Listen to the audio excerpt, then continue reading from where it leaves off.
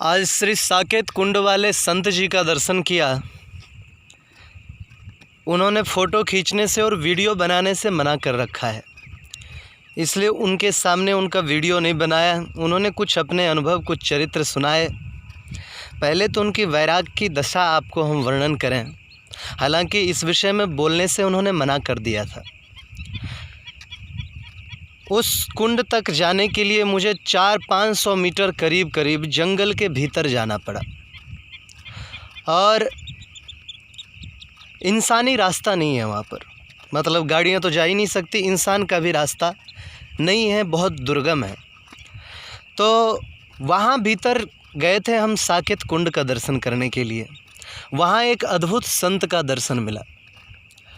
उनकी वैराग्य देख करके लगता है कि भाई, जो बातें शास्त्रों में लिखी हुई हैं कि संत कैसे कैसे भजन करते हैं, वो सच है। उसमें बिल्कुल भी असत्य वादन नहीं है।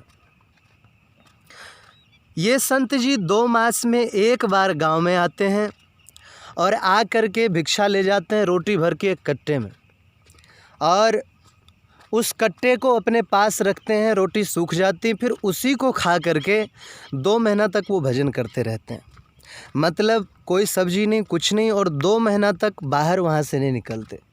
उनके पास संग्रह के नाम पर ये सुदामा कुटी वाली 4 खंड की भक्तमाल मिली, और श्रीमद् भागवत महापुराण की एक पोथी मिली, एक गीता और एक रामचरितमानस मिली। इनका गीता प्रेस गोरखपुर वालों का। ये तो है उनकी वैराग्य की रहनी सहनी।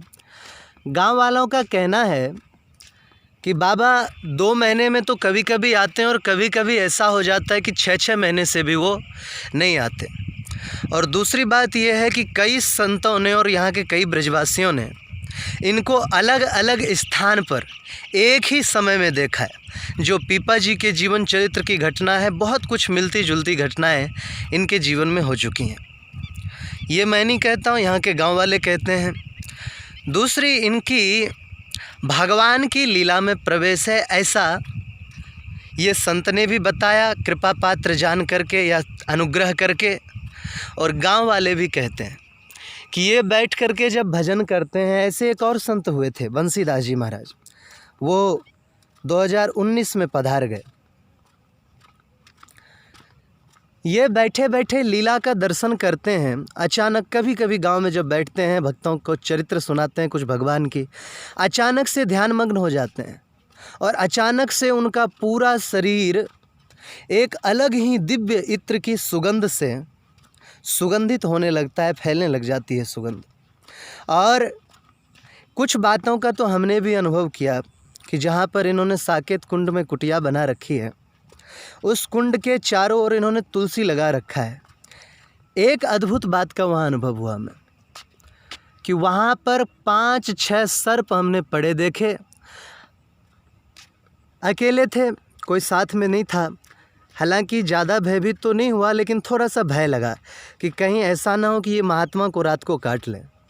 लेकिन और अद्भुत तब लगा जब देखा कि महात्मा जी जहाँ भजन कर रहे थे बैठ करके, उनके छाती के ऊपर चिपके हुए और उनके सिर के ऊपर और उनके हाथ पैरों में भी गोद में बैठे हुए कई सर्प नज़र आ रहे थे। बाद में हमने रहस्य पूछा तो बोले, बेटा जिस बीज का हम जप करते हैं वो बलराम जी के उपासक हैं, दाऊ दादा के। उस बीज का प्रभाव है कि ये सब के सब सर्प आते हैं, और हमारे मुख से जो भगवान के नाम की ध्वनि निकलती है उसका श्रवण करते हैं। उन्होंने भी कई कथाएं सुनाई, उनके जीवन की कई घटनाएं हैं। मैं इस सब को शेयर नहीं कर पाऊँगा अभी, क्योंकि वीडियो बहुत ज़्यादा लंबा हो जाएगा। कभी प्रयास करूंगा कि ब्रजमंडल परिक्रमा के भीतर जो जो अनुभव हुए वो संस्मरण के तौर पर लिखने का, तो उसमें बहुत सारी घटनाओं का वर्णन करूंगा। जय जय श्री राधे श्याम, श्री राधा दीदी की जय।